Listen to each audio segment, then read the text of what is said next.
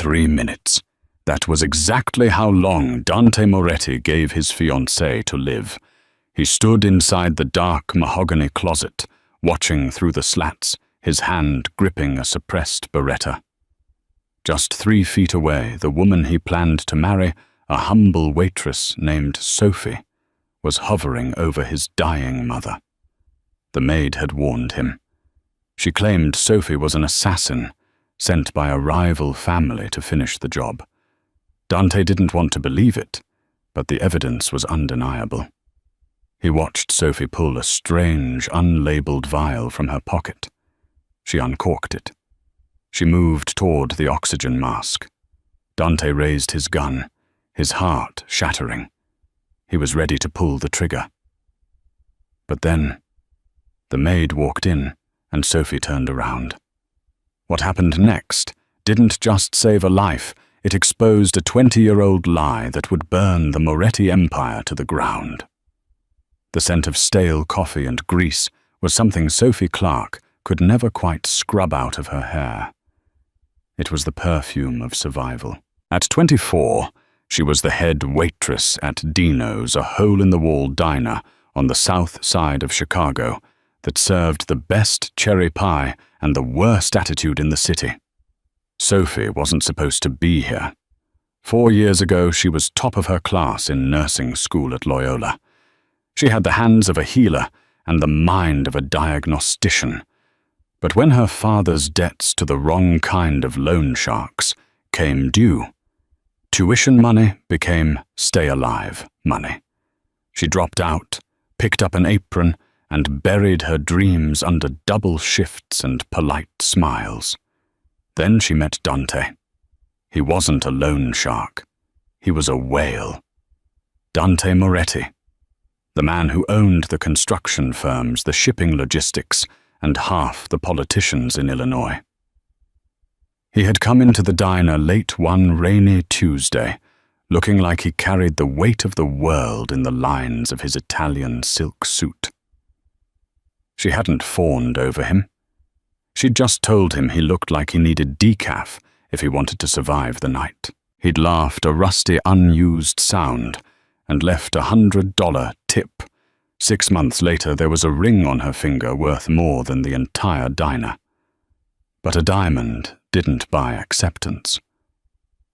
"You're trembling," Dante said, his voice a low rumble that vibrated against her back. Sophie looked up from the passenger seat of the armored SUV. They were passing through the wrought-iron gates of the Moretti estate. It wasn't a home. It was a fortress of grey stone and manicured hedges that looked sharp enough to cut skin. "I'm not trembling," Sophie lied, clutching her purse tighter. Inside was her inhaler and a small notebook she used to track her father's remaining debts. Your mother doesn't like me, Dante. We both know that." Dante reached over, covering her rough, chapped hand with his smooth, manicured one. "Isabella is traditional. She thinks I need a strategic alliance, a wife from the Genovese or the Vitti family. She sees a waitress and she sees a weakness." "And what do you see?" Sophie asked the question she asked him every week. Dante's eyes, usually dark and guarded, softened. "I see the only person who hasn't asked me for a favor in 6 months. I see peace, Sophie. You are my peace." The car stopped. The gravel crunched like bones breaking. Waiting at the top of the stairs was Greta. Greta was the head housekeeper, a woman in her 50s, with hair pulled back so tight it pulled her eyelids into a permanent glare. She had served the Moretti family since Dante was in diapers. She was efficient, loyal, and she hated Sophie with a venom that felt prehistoric. "Mr. Moretti," Greta said, ignoring Sophie completely. "The doctor is upstairs. It's bad." Dante's demeanor shifted instantly. The lover vanished. The Don appeared. He was out of the car before the driver could open the door. Sophie scrambled to follow her heels, clicking frantically on the marble steps. "What happened?" Dante demanded, striding through the foyer. She collapsed after tea, Greta said, her voice trembling with what sounded like genuine fear. Her heart rate spiked. She's hallucinating. Dr. Aris says her kidneys are failing. They burst into the master bedroom. It smelled of lavender and decay. In the center of the massive four-poster bed lay Isabella Moretti. She was once a terrifying beauty. Now she looked like a wax figure left too close to a fire. Her skin was grey, her breathing ragged. Dr. Aris, a private concierge doctor on the Moretti payroll, was checking a monitor. He looked pale. "Dante," Isabella rasped. Her eyes were milky, unfocused. "My boy." Dante fell to his knees beside the bed, burying his face in her hand. "I'm here, Mama, I'm here." Sophie stood in the doorway, feeling like an intruder. But her instincts, the ones honed in nursing clinicals and late-night study sessions, kicked in. She watched the monitor. Tachycardia, erratic rhythms, but her skin is dry, not clammy. Sophie stepped forward. "What is she on?" she asked. Dr. Aris looked at her with disdain. "Excuse me, Miss Clark. This is a medical situation." "I know," Sophie said, her voice gaining a surprising steeliness. "I'm asking what medications she was administered today, because that monitor shows atrial fibrillation, but she's not sweating. That's inconsistent with a standard heart failure episode." Greta stepped between Sophie and the bed. "You have no business here. You serve coffee, girl. Go to the kitchen where you belong." "Dante," Sophie pleaded. "Something isn't right. Look at her pupils, they're pinpoint." Dante looked up, his eyes red and wild with grief. "Sophie, please, not now. Wait in the hall." "But I said get out," Dante roared. Sophie flinched as if he'd struck her. She backed away, her heart hammering. As she turned to leave, she caught Greta's eye. The maid wasn't looking at Dante or Isabella. She was looking at Sophie. And for a split second, there was no grief in Greta's face, only a triumphant, chilling smirk. Sophie closed the door, leaning against the cold wall of the corridor. She knew that look. She had seen it on the streets. That was the look of someone who had just won a hand of poker by cheating. Sophie didn't go to the kitchen. She went to the library, pulled out her phone, and began to research. She had to save Isabella. Not because she liked the woman, but because if Isabella died tonight, Sophie knew with terrifying certainty that she would be blamed for it. 3 days passed. The atmosphere in the Moretti estate was suffocating. Isabella was slipping in and out of a coma. The best specialists from Zurich and New York had been flown in, but they were baffled. They called it rapid onset autoimmune failure. They offered palliative care. Dante was a ghost. He spent his days in his study and his nights by his mother's bedside. He barely looked at Sophie. And Greta was working her magic. It was Tuesday evening when Dante sat in his office, a glass of bourbon untouched on his desk. There was a knock. Greta entered, clutching a white apron, Sophie's apron from the kitchen. "Boss," Greta whispered, using the title she rarely used. I didn't want to bring this to you. I know you love her." Dante looked up, his eyes hollow. "What is it, Greta?" Greta walked forward and placed a small, clear Ziploc bag on the desk. Inside was a pinch of dried, crushed leaves. Foxglove. Digitalis, a powerful heart stimulant that in high doses caused cardiac arrest. "I found this in Miss Sophie's coat pocket when I was hanging it up." Greta lied smoothly. "I thought it was tea at first, but my grandmother, she used to grow herbs. I recognized it." Dante stared at the bag. The world seemed to tilt on its axis. Foxglove. It mimics heart failure, sir, Greta said, her voice dropping to a conspiratorial hush. And I've seen things. When she brings your mother water, when she adjusts the pillows, Miss Sophie is always alone with her for a few moments. Stop, Dante warned, his voice dangerous. Sir, you have to face it. Greta pressed, playing the role of the concerned servant perfectly. She's a waitress with a mountain of debt. We ran a check on her father last week. Did you know he owes 50 grand to the Vitti family? The Vitti family, sir. Your enemies. Dante's blood ran cold. He didn't know that. Sophie had never told him the debt was to the Vittis. If the Vittis bought her, Greta let the sentence hang in the air like smoke. She kills your mother. You are devastated. The organization is weak. The Vittis strike. Dante stood up. He walked to the window, looking out at the rain-lashed grounds. He wanted to kill Greta for saying it. He wanted to fire her on the spot. But the logic, it was a jagged pill, but it fit down his throat. Sophie did have medical knowledge. She did have debt, and his mother was dying of symptoms that matched the herb on his desk. Get out, Dante said. Sir, leave the bag. Get out. When she was gone, Dante picked up the phone. Lorenzo, he said to his head of security, I need you to install a camera in my mother's room. Hidden, audio and visual. Feed it directly to my tablet, and disable the hallway cameras for the next hour. I don't want a record of what I might have to do. Understood, boss. Dante didn't confront Sophie. That wasn't the way of the Omerta. You didn't ask a traitor if they were a traitor.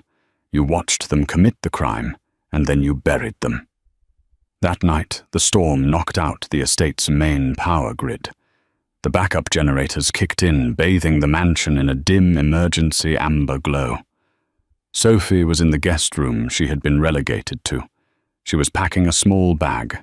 She couldn't stay here. The hostility was too much, and Dante had shut her out. But she couldn't leave Isabella to die. Earlier that day, while the nurses were on break, Sophie had managed to sneak a sample of Isabella's urine from the catheter bag. She had used a cheap over-the-counter toxicology test she bought at a pharmacy, the kind used by parents to test kids for drugs. But she had modified it to test for heavy metals, a trick she learned in her chemistry labs. The test hadn't shown digitalis. It hadn't shown autoimmune markers. It turned a deep, violent purple. Thallium, the poison of the assassin, odorless, tasteless, and slow. It caused hair loss, nerve damage, and organ failure. It was an old-school mob method. Sophie knew the doctors missed it because nobody looked for thallium anymore. It was a relic of the Cold War. She also knew that the only person who prepared Isabella's special herbal tea every morning wasn't the kitchen staff. It was Greta. Sophie looked at the clock. 2 a.m. The night nurse usually dozed off in the chair outside the room around this time. Sophie reached into her bag. She didn't have the standard antidote, Prussian blue. She couldn't get a prescription without alerting Dante, and if she told Dante that his beloved Greta was the killer, without proof he would throw her out. But Sophie had the next best thing. Activated charcoal and a solution of potassium. She had compounded herself in the kitchen, using dietary supplements. It was a desperate battlefield medical fix. She put the solution into a small glass vial. She put on her robe. She walked down the silent, shadowed hallway toward the room where death waited. Inside the room, the shadows were deep. Sophie opened the door quietly. The night nurse was indeed asleep in the hall, snoring softly. Sophie slipped inside and closed the door. She approached the bed. Isabella's breathing was a rattle, the sound of a soul trying to detach from a body. Sophie took a deep breath. I've got you, Isabella. Hold on. She didn't know that 10 feet away, behind the louvered doors of the walk-in closet, Dante Moretti was standing in the dark. He saw her silhouette. He saw her reach into her pocket. He saw the vial. Greta was right, Dante thought, a tear finally tracking down his cheek. She's going to finish it. He raised the Beretta. He aimed it directly at the base of Sophie's skull. He thumbed the safety off. Click. The sound was microscopic, but in the silence of the sick room, it was like a thunderclap. Sophie froze. Drop it, Dante said. His voice was dead. It wasn't a shout. It was a command wrapped in absolute heartbreak. Sophie didn't turn around immediately. Her hand hovered over the oxygen mask, the vial of black liquid trembling slightly in her grip. Dante, she whispered, her voice cracking. It's not what you think. I said drop it. Dante stepped out of the closet, the suppressed barrel of the gun leveling at her spine. Turn around. Slowly. Keep your hands where I can see them. Sophie slowly caped the vial and turned. The sight of him broke her. He wasn't the powerful Don she knew. He was a wounded animal lashing out. His eyes were rimmed with red, his jaw set so hard, a muscle feathered in his cheek. You checked my father's debts, Sophie said, realizing the source of his rage. It wasn't a question. 50,000 to the Vitti family. Dante spat the words out. You didn't think to mention that. You didn't think to mention that the people trying to dismantle my empire own your family. I didn't tell you because I was ashamed, Sophie cried, tears spilling over. I didn't want you to pay it. I wanted to fix it myself. I'm not one of your charity cases, Dante. So you made a deal with them instead. Dante took a step closer, the gun never wavering. They wipe the debt. You wipe out my mother. Is that it? Is that the price of a life in your world? Sophie, 50 grand. No, Sophie stepped forward right into the line of fire. Dante, look at me. Really look at me. Do you think I could do that? Do you think I could kill the woman who gave birth to you? I don't know who you are anymore, Dante said, his voice trembling. Greta found the foxglove in your coat. I saw the vial in your hand just now. You were going to pour poison down her throat while she slept. It's not poison, Sophie held up the vial. It's activated charcoal and potassium. It binds to toxins. Lies, Dante hissed. Put it down. I won't, Sophie said, clutching the vial to her chest. She doesn't have heart failure, Dante. She has thallium poisoning. Dante paused. The specificity of the word threw him off balance. Thallium, it's a heavy metal. Sophie spoke fast, desperate, to get the words out before he pulled the trigger. It's old school. It mimics autoimmune diseases. It causes nerve pain, tachycardia, and... She pointed to the pillow behind her. Look at the pillow, Dante. Dante frowned, his eyes flicking to the bed for a fraction of a second. Look at it, Sophie screamed. Dante looked. On the white silk pillowcase surrounding Isabella's pale head were clumps of silver hair, not just a few strands from aging chunks. Thallium causes alopecia, Sophie said, her voice dropping to a harsh whisper. Rapid hair loss. Heart failure doesn't do that. Autoimmune disease doesn't happen that fast. Someone has been feeding her rat poison, Dante, for weeks. Dante lowered the gun an inch. He remembered his mother complaining about her hairbrush being full 3 days ago. He had dismissed it as stress. Greta found the foxglove, Dante muttered, confusion clouding his rage. Why would she lie? Because, Sophie said, stepping closer to the bed, Greta is the only one who prepares your mother's morning tea. The kitchen staff told me. No one else is allowed to touch it." Dante felt the room spinning. The narrative he had built, the one where Sophie was the villain and Greta the loyal servant, was cracking. But fear was a powerful anchor. "If you're lying," Dante said, raising the gun back up, "I will kill you myself. I won't let the guards do it. It will be me." "If I'm lying, she dies anyway," Sophie said, turning her back to the gun. She uncorked the vial again. "But if I'm right, this will buy her time until we can get her to a hospital for dialysis."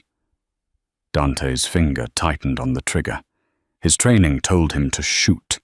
His heart screamed at him to trust the woman who had held him while he cried. Sophie lifted the oxygen mask. She tilted Isabella's head back. Dante stopped breathing. He watched the black liquid disappear into his mother's mouth. He waited for the convulsions. He waited for the flat line. Isabella coughed. She swallowed. And then she took a deep, shuddering breath. The frantic beeping on the heart monitor slowed. 140 beats per minute. 130. 120. "It binds to the poison in the stomach," Sophie whispered, wiping Isabella's mouth. "It stops the absorption." Dante lowered the gun. He fell back against the closet door, the adrenaline crashing out of him, leaving him weak. He looked at Sophie, really looked at her, and saw the terror in her eyes. Not the terror of being caught, but the terror of losing him. "Sophie," he breathed. Before she could answer, the bedroom door flew open. Greta stood in the doorway, a silver tea tray in her hands. She stopped dead. She had expected to walk into a crime scene. She had expected to see Dante standing over Sophie's bleeding body, the problem solved, the Vitti debt framed as the motive. Instead, she saw Dante leaning against the wall, his gun at his side. She saw Sophie alive, standing by the bed. And she saw Isabella breathing deeply, color faintly returning to her cheeks. The tray rattled in Greta's hands. The china clattered. "Mr. Moretti." Greta's voice was high, tight. I heard voices. "Is everything—" She looked at the vial on the nightstand. The black residue of the charcoal. Dante pushed himself off the wall. His face was a mask of cold fury, but this time it wasn't directed at Sophie. He moved like a panther, silent and lethal, placing himself between Greta and the bed. "Come in, Greta," Dante said softly. Too softly. Greta took a tentative step inside. Her eyes darted around the room, assessing the threat. She was a survivor. She had survived the brutal world of the Chicago underworld for 30 years by being invisible and indispensable. Now she was exposed. "What is that?" Greta pointed a shaking finger at the vial. "What did she give her?" "Oh my God. Sir, did she poison her right in front of you? It's an antidote," Sophie said, her voice steady now that Dante was beside her. "For thallium." Greta's face twitched. It was a micro-expression, a momentary flash of panic, before she smoothed it over with outrage. "Thallium, don't be ridiculous. That's absurd. Sir, look at the girl. She's desperate. She's making up stories to cover her tracks." "The hair, Greta," Dante said. He pointed to the pillow. "Sophie tells me thallium makes the hair fall out. You've been brushing her hair every morning. You didn't notice." I thought it was the chemo from years ago coming back," Greta stammered. "I didn't want to worry you." "We didn't do chemo," Dante said. "My mother has never had cancer." The silence that followed was deafening. Greta had slipped. In her panic to create an excuse, she had invented a medical history that didn't exist. Dante raised the gun again. This time it was pointed at the woman who had raised him. Why? Greta's demeanor changed instantly. The hunched, servile posture of the housekeeper evaporated. She straightened her spine. Her face, usually blank and professional, twisted into a sneer of pure hatred. She dropped the tray. The silver teapot crashed to the floor, splashing hot tea onto the Persian rug. Because she is a thief? Greta screamed, her voice echoing off the vaulted ceiling. She stole my life. She gave you a home, Dante said, bewildered. She treated you like family. She treated me like a pet, Greta spat. She took a step forward, ignoring the gun. Do you know who I am, Dante? Do you really know? Dante frowned. You're Greta. You've been here since I was 5. I was here before that, Greta hissed. 25 years ago. I wasn't just the help. I was the one your father loved. Your father, the great Carlo Moretti. He loved me. We were going to run away together. We were going to leave this miserable life and move to Sicily. Sophie watched in horror. This was the twist, the root of the poison. But she... Greta pointed a jagged finger at the unconscious Isabella. She found out. She didn't get mad. Oh no, Isabella never gets mad. She gets even. She went to the commission. She told the bosses that my husband, my poor stupid husband who drove the car, was stealing from the shipments. My father had your husband killed, Dante said, the old family rumor surfacing in his mind. Isabella made him do it. Greta shrieked, tears of rage streaming down her face. She fabricated the evidence. She planted the money. She forced Carlo to kill the only man who could have protected me, and then she forced Carlo to stay with her for the good of the family. She trapped him, and she kept me here as a servant to watch her live the life that should have been mine, to raise her son. Greta's eyes locked onto Dante. I wiped your nose, Dante. I bandaged your knees. I loved you more than she ever did. But you are just like them. You bring this waitress in here, this gold digger, and you give her the ring that Carlo promised to me. So you poisoned her, Sophie said quietly. Slowly, to make her suffer. I wanted her to rot, Greta snarled. I wanted her to wither away while I watched, just like I withered away in this house for 20 years. And I would have gotten away with it too. The doctors were idiots. But you, she glared at Sophie. You couldn't just serve the coffee, could you? It's over, Greta, Dante said. His voice was heavy with the weight of the betrayal.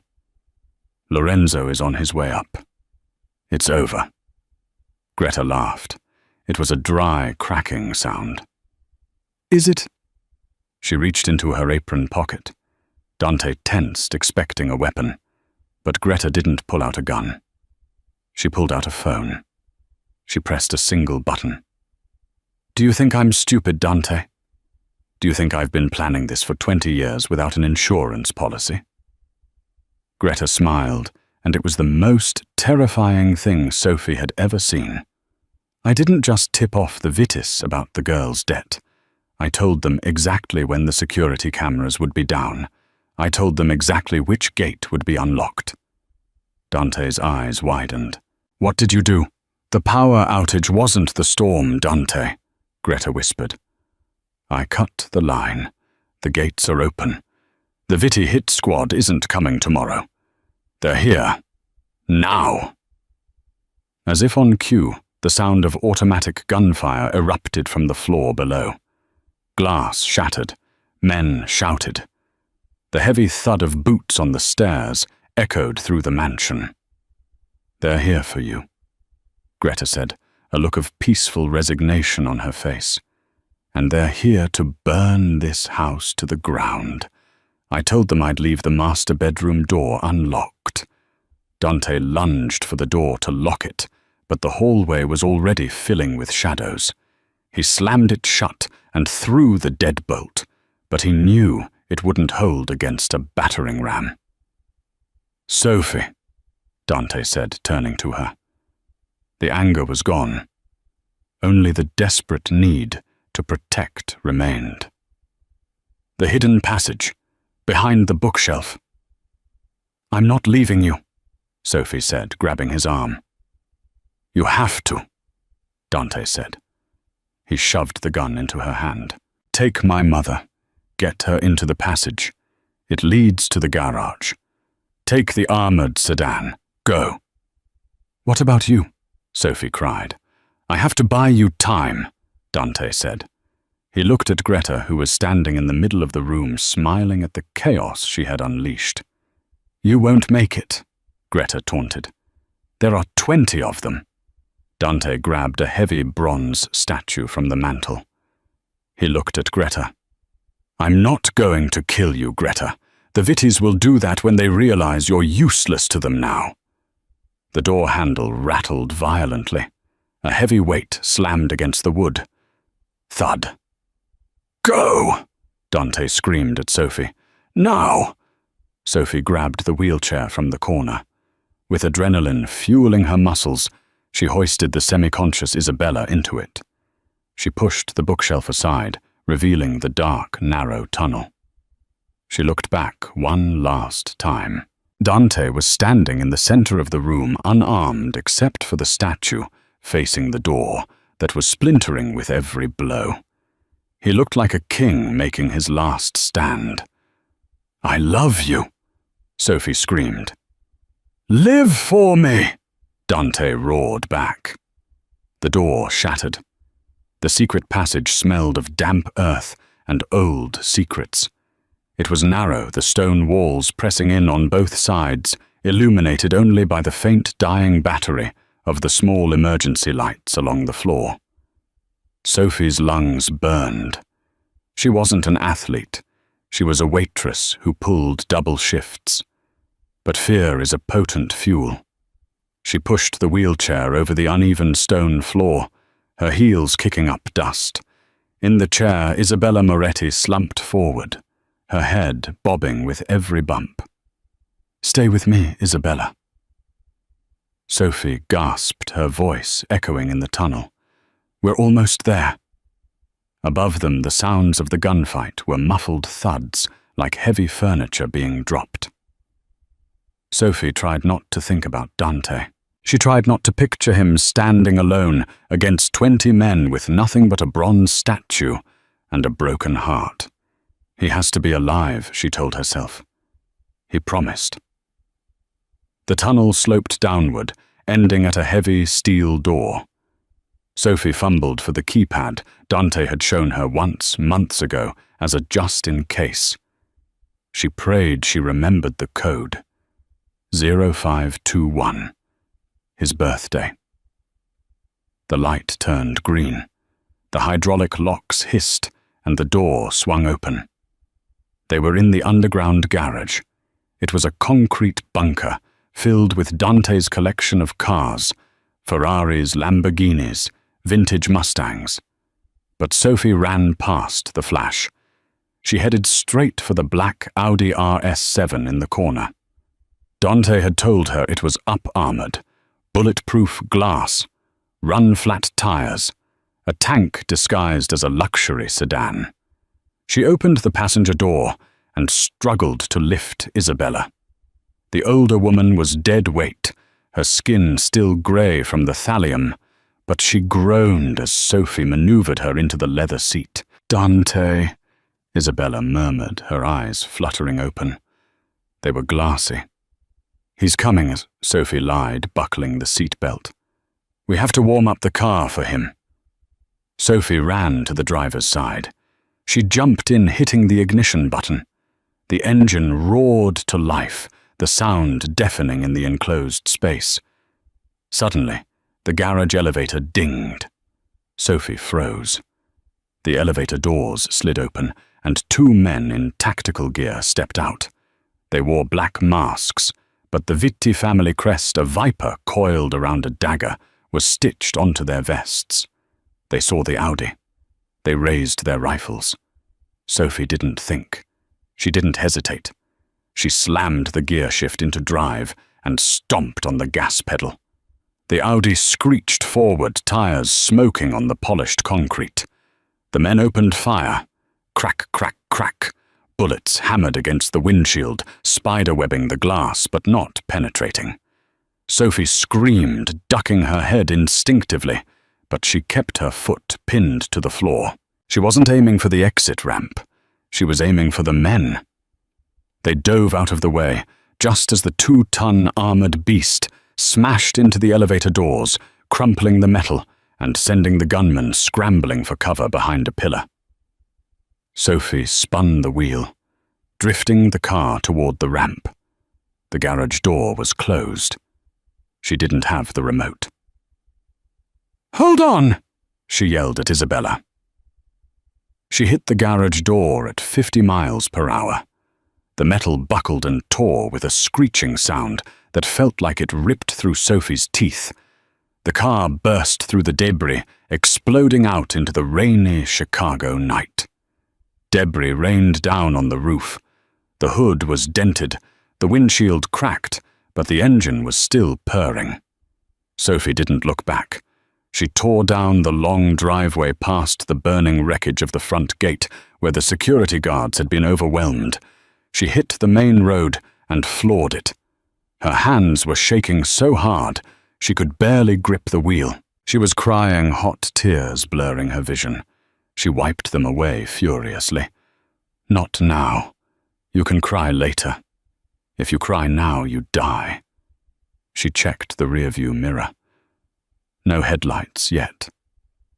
But the Vittis wouldn't stop. They had just declared war on the biggest crime lord in the city. They couldn't leave witnesses. Where are we going?" Isabella's voice was stronger now.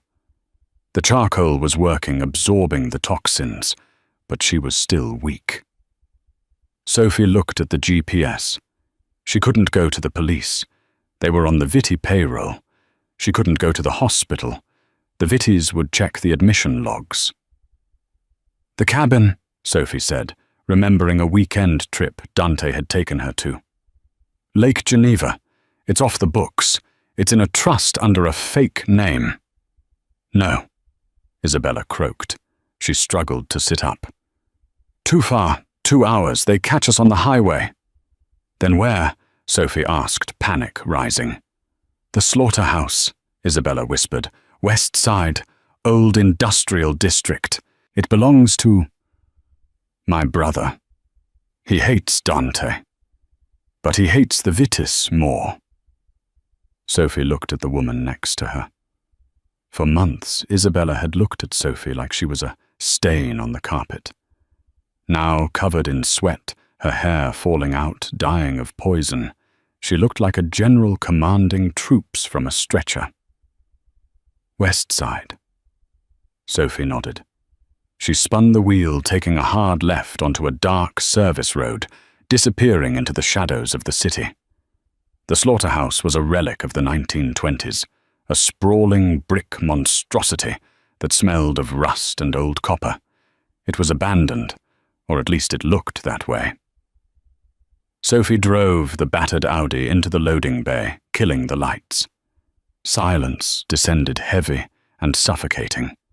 She helped Isabella out of the car. The older woman was trembling violently now. The adrenaline was fading, and the reality of the thallium poisoning was setting in. Her legs gave out. Sophie caught her. She wasn't a big woman, but 4 years of waiting tables, carrying heavy trays, standing for 12 hours, had given her a deceptive core strength. She half-carried, half-dragged Isabella into the foreman's office, kicking the door open. It was dusty, filled with cobwebs, but there was a leather couch. Sophie laid Isabella down. "Water," Isabella rasped. Sophie found a working sink in the corner. The water was brown at first, then cleared. She filled a cracked mug she found on a desk and brought it to Isabella's lips. "Drink. You need to flush the kidneys." Isabella drank greedily. When she finished, she leaned back, closing her eyes. In the dim light filtering through the grime-caked windows, she looked ancient. "You saved me," Isabella said. It wasn't a question. It was a statement of fact, spoken with a tone of utter disbelief. "I did what I had to do," Sophie said, checking Isabella's pulse. It was steadying. "I treated you like garbage," Isabella murmured. "I called you a gold digger. I told Dante you were just a pretty face looking for a payout." "I know," Sophie said, working on checking Isabella's fingernails for Mace's lines, white bands that indicated heavy metal poisoning. They were there. "You made it very clear." "Why?" Isabella opened her eyes. The milky haze was gone, replaced by a sharp, piercing intelligence. "Why save me? Why not leave me in that bed? Greta would have taken the fall. You would have had Dante all to yourself. You would have been the grieving fiancée." Sophie stopped. She looked at the woman who had made her life hell. "Because I love him," Sophie said simply. "And you are half of him. If you died, it would destroy him. And I won't let anything destroy him." Isabella stared at her for a long time. Then, for the first time in 6 months, her face softened. It wasn't a smile exactly, but the mask of the matriarch cracked. "You have his fire," Isabella whispered. "I didn't see it before. I saw the apron. I didn't see the steel underneath." "The apron is armor," Sophie said. "You deal with hungry, angry people for minimal wage. You learn to handle anything." Suddenly, Sophie's phone buzzed. She had kept it off to avoid tracking, but she had turned it on just now to check the news. A message from an unknown number. Sophie's heart hammered against her ribs. She opened it. It was a picture. Sophie covered her mouth to stifle a scream. The photo was of Dante. He was tied to a chair in what looked like a basement. His face was swollen, one eye stamped shut with a bruise. His shirt was torn, stained with blood. But he was alive. He was looking at the camera with a defiant sneer. Below the picture was a text. "Trade. The mother for the son. Midnight. The docks, Pier 4. Come alone. Or we send him back in pieces." Sophie dropped the phone. She sank to her knees. "They have him." Isabella struggled to sit up, grabbing the phone. She looked at the photo. Her face didn't crumble. It turned to stone. "The Vittis," Isabella hissed. "They didn't kill him. That means they need something. They need the access codes to the offshore accounts. Dante is the only one who has them." "They want to trade," Sophie said, her voice shaking. "You for him." "Then we give them what they want," Isabella said coldly. "Watson," Sophie looked at her in horror. "I'm not handing you over to be executed." "I'm dying anyway, girl," Isabella snapped. "Look at me. The poison is in my marrow. Even with your charcoal, I have maybe a year. Maybe less. Dante has 50 years. He is the head of the family." "No." Sophie stood up. "I'm not trading lives. That's not how this works." "This is the Mafia, Sophie," Isabella shouted, then coughed violently. "That is exactly how this works. A life for a life." "Not in my world," Sophie said. She began to pace the small office. Her nursing mind was taking a back seat. Her survival mind was taking the wheel. She thought about the debts. She thought about the Vitti family structure. She thought about Greta. "Greta," Sophie said suddenly. What about the traitor? Greta sold us out for money and revenge, Sophie said. She thinks she won. She thinks the Vitties are her friends now. The Vitties don't have friends, Isabella scoffed. They have assets and liabilities. Greta is a loose end. Exactly. Sophie turned to Isabella. Dante told me once that the Vitti boss, Luca, is paranoid. He trusts no one. If he thought Greta was playing both sides, what are you thinking? Isabella asked, watching the young woman transform. Sophie picked up the phone. I'm not going to Pier 4 to surrender. I'm going to Pier 4 to negotiate. But I need leverage. Who is the one person Luca Vitti fears? Isabella's eyes widened. The Russian, Volkov, the supplier. Does Volkov know that the Vittis just attacked the Moretti estate? Sophie asked. Does Volkov know that the Vittis are trying to take over the distribution routes that Volkov uses? No. Isabella said, a slow smile spreading across her face. Volkov hates instability. If he thinks the Vittis are starting a war that will disrupt his shipments, he will crush them. Do you have Volkov's number? Sophie asked. Isabella reached into her dress, pulling out a small locket. Inside, behind a picture of Dante as a baby, was a micro SD card. It's not a number, Isabella said. It's a ledger, evidence that the Vittis have been skimming from the Russians for years. Dante was saving it for a rainy day.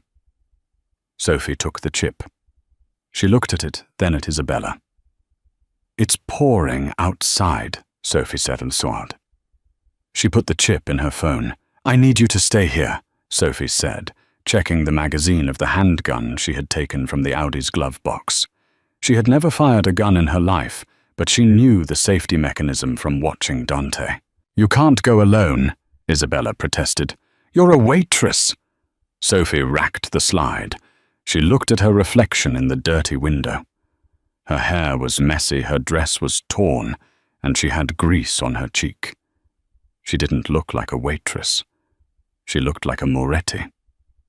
I'm not just a waitress, Sophie said. I'm the woman who is going to burn the Vittis down. She turned to the door. Lock it behind me. If I'm not back in 2 hours, call the police and turn yourself in. It's the only way you'll be safe. Sophie, Isabella called out. Sophie paused. Make them pay, Isabella said. Sophie walked out into the rain. The rain at Pier 4 didn't fall. It hammered. It was a torrential sheet of water that blurred the neon lights of the city skyline across the river, turning the world into a smudge of grey and black. Sophie stepped out of the taxi she had hailed 3 blocks away. She had wiped the grease from her face, but she hadn't fixed her dress. She wore the torn hem, like a battle scar. In her hand, she clutched her phone. In her pocket, the heavy, cold weight of the gun she prayed she wouldn't have to use. The pier was a graveyard of rusted shipping containers. In the center, under the harsh glare of halogen floodlights, stood a convoy of black SUVs. And there was Dante. He was on his knees in the wet asphalt, his hands zip-tied behind his back. A man stood behind him, a gun pressed to the base of his skull. Dante looked up as Sophie approached.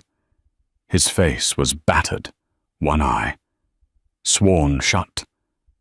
But the good eye went wide with terror. Sophie, no! He screamed, his voice raw. Get out of here! Run! The man holding the gun pistol whipped him. Dante slumped forward, groaning. Sophie didn't flinch. She didn't run. She walked steadily toward the light, her heels clicking a rhythmic death march on the pavement. A man stepped out from between the SUVs. He was short, thick-necked, wearing a trench coat that cost more than Sophie made in a year. Luca Vitti, the man who wanted to eat the city, Well, well. Luca laughed, the sound carrying over the storm. The waitress. I thought you'd be halfway to Kansas by now. He looked behind her, scanning the darkness. Where is the old woman? Where is Isabella? She's not coming, Sophie said. Her voice wasn't loud, but it cut through the rain. Luca's smile vanished. That wasn't the deal, sweetheart. The deal was a life for a life. You want your fiancée back. You give me the matriarch. I'm changing the deal, Sophie said, stopping 10 feet away. The Vitty soldiers laughed. It was a cruel, wolfish sound. You're changing the deal, Luca mocked, stepping closer. You serve coffee, girl. You don't make demands. You have 10 seconds to tell me where Isabella is, or I blow his brains out all over your shoes. He raised his hand. The man behind Dante cocked the hammer of his gun. 5 seconds, Luca yelled. I have the ledger, Sophie shouted. Silence descended on the pier, heavier than the rain. Luca froze. What did you say? The Volkov ledger, Sophie said, holding up her phone. The one that proves you've been skimming 20% off the Russian shipment for the last 5 years. The one that proves you stole $3 million from the Red Bratva. Luca's face went pale. You're lying. That doesn't exist. Isabella kept everything. Sophie said, her heart pounding so hard she thought it would crack her ribs. Every transaction, every faked manifest, it's all on a chip, and that chip is in this phone. Luca stared at her. He looked at his men. He looked back at her. Give it to me. Let him go, Sophie demanded. Give me the phone, and I'll let you both live. Luca negotiated, his voice straining. Sophie shook her head. No, you'll kill us the second you have it. I know who you are, Luca. You're a scavenger. Kill him, Luca ordered the guard. If you kill him, Sophie screamed, holding her thumb over the screen. I hit send. Luca signaled the guard to wait. Send to who? To Viktor Volkov. Sophie lied. She hadn't sent it yet. She needed to stall. I have the email drafted. His personal encrypted server. 1 tap and every Russian hitman in the hemisphere knows you stole from them. Luca licked his lips. He was sweating despite the cold rain. He knew Volkov. Volkov didn't do trials. He did executions. You're bluffing, Luca sneered. You don't have Volkov's contact. Isabella does, Sophie shot back, and she gave it to me. Luca took a step forward, pulling a gold-plated desert eagle from his coat. I think you're a scared little girl, playing dress-up.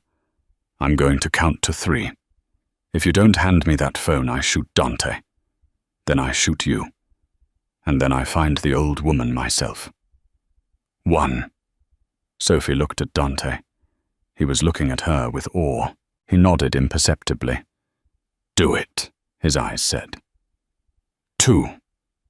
Sophie didn't hit send. She knew that once she sent it, her leverage was gone. Luca would kill them out of spite. She needed a miracle. 3. Bang! The gunshot was deafening. Sophie flinched, screaming Dante's name. But Dante didn't fall. Luca Vitti stumbled. He looked down at his shoulder. A red blossom of blood was exploding through his trench coat. He dropped his gun, clutching the wound, looking around wildly. Who? Suddenly the shipping containers around them groaned.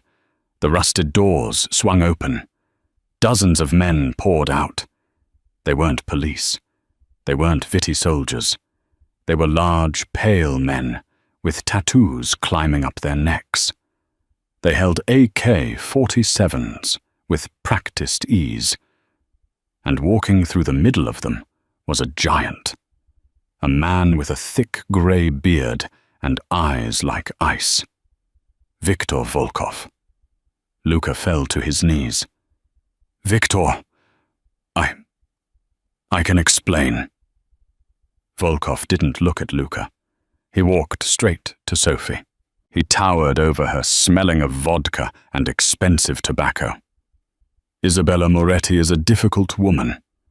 Volkov rumbled his voice like grinding stones. But she is a woman of her word. She called me an hour ago. She told me to meet you here. Sophie let out a breath she felt she had been holding for a lifetime. Isabella hadn't just trusted her with the chip. She had called in the cavalry. She told me you had a gift for me, Volkov said, holding out a massive hand. Sophie placed the phone in his palm. The proof. Everything he stole from you. Volkov looked at the screen. He scrolled for a moment. Then he looked at Luca. Greed is a sin, Luca, Volkov said calmly. Victor, please. Luca begged, crawling backward on the wet pavement. It was a misunderstanding. I can pay it back double. Volkov turned his back on him. He looked at his men. He nodded once. 2 Russians grabbed Luca and dragged him toward the edge of the pier. His screams were swallowed by the sound of the storm, and then a splash. Silence returned. The Viti soldiers dropped their weapons hands in the air. They knew better than to fight the Red Bratva.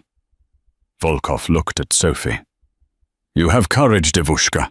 Isabella chose well. He gestured to Dante. One of the Russians cut the zip ties. Dante scrambled to his feet. He didn't run to Volkov. He didn't check his wounds. He ran to Sophie. He collided with her, wrapping his arms around her so tight it hurt. He buried his face in her neck, sobbing openly. I thought I lost you. I thought I lost you. Sophie held him up, her hands tangling in his wet hair. I'm here. I'm not going anywhere. You came for me, Dante whispered, pulling back to look at her. You walked into the lion's den for me.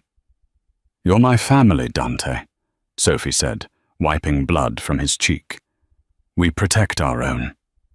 Volkov cleared his throat. The Vitis are finished. Their territory is up for negotiation. I assume the Morettis will be taking over management. Dante straightened up. He shifted instantly from the lover to the Don. He put an arm around Sophie's waist, pulling her flush against him. It wasn't a gesture of possession. It was a partnership. We will her, Dante said, and the Russian percentage remains untouched, as a gesture of gratitude. Volkov smiled, showing a row of gold teeth. Good business. Go home to your mother, Dante. She is waiting. 6 months later. The cathedral was filled with the scent of white roses and expensive perfume. The pews were packed with the most powerful people in Chicago, politicians, judges, and captains of industry. At the front, Dante stood waiting. He looked devastating in a tuxedo, but his eyes were fixed on the massive oak doors. The organ music swelled. The doors opened. Sophie stepped through. She wasn't wearing a traditional dress. She wore a gown of crushed velvet and silk tailored to perfection. She didn't look like a waitress. She didn't look like a nurse. She looked like a queen. But she didn't walk alone. Next to her linking arms was Isabella Moretti. Isabella was thin, but strong. Her hair was growing back a stylish silver pixie cut that highlighted her sharp cheekbones. She walked with a cane, but she held her head high. The crowd murmured. It was unheard of. The mother of the groom walking the bride down the aisle, Isabella leaned in to Sophie as they began the slow walk. You look beautiful, figlia mia, Isabella whispered. My daughter. Thank you, Mum. Sophie smiled, squeezing her arm. They reached the altar. Isabella kissed Sophie's cheek and then placed Sophie's hand in Dante's. Take care of her, Isabella commanded her son, or I will deal with you myself. Dante laughed, the sound full of pure joy. I wouldn't dare cross her mama. She's tougher than you are." "I know." Isabella smiled, stepping back. "That's why I let her keep the gun." Dante looked at Sophie. He lifted her veil. "Hi." "Hi," Sophie whispered. "Are you ready for this life?" Dante asked seriously. "No more diners, no more quiet nights, just us against the world." Sophie looked out at the crowd. She saw the respect in their eyes. She thought about Greta, who was currently serving a life sentence in a federal prison, raving about conspiracies that no one believed. She thought about the debts she had paid off the home she had saved, and the man standing in front of her. She had walked through fire poison and bullets to get here. "I'm not afraid of the world, Dante," Sophie said, pulling him down for a kiss. "I own it." And as they kissed and the church erupted in applause, Sophie knew it was true. The waitress was gone. The Mafia queen had risen. And long live the queen. And that, my friends, is how a simple act of kindness, saving a life when everyone else saw only death, changed the fate of the entire Chicago underworld. Sophie proved that loyalty isn't about bloodlines. It's about who stands by you when the gun is pointed at your head. Isabella learned that a title doesn't make you strong, but love does. And Greta well. Let's just say, betrayal has a bitter aftertaste that lasts a lifetime. If you enjoyed this roller coaster of romance, betrayal, and revenge, please smash that like button. It helps us bring more stories like this to life. Don't forget to subscribe and hit the bell icon so you never miss a chaotic twist. What would you have done in Sophie's shoes? Would you have saved the mother who hated you? Let me know in the comments below. Until next time, keep your friends close and your secrets closer.